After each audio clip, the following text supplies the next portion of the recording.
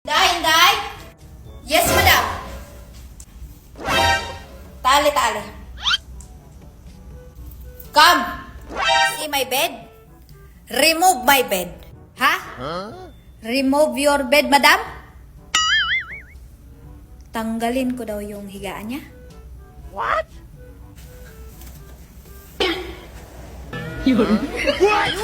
No. Remove my bed.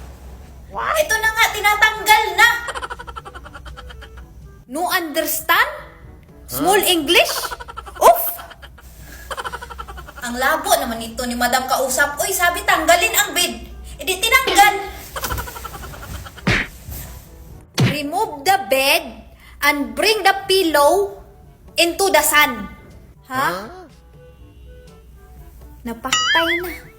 Ihatid ko naman tuloy ang pillow sa araw. Hey.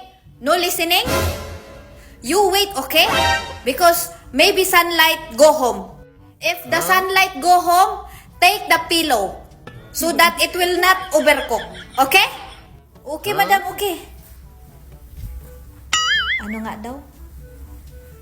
Bring the pillow in the sun? Baka ipaaraw yung yung unan. Abroad pa mura. Inday, digiga. Wait. Ay, hindi pa siya tapos. Yes, madam. Breakfast. Sir, toast. Toast? Bastos mo yun sa amin. You know? And cook, sir, egg with 2 eyes. Okay? Bread. Sir, egg? Yes, sir, 2 egg.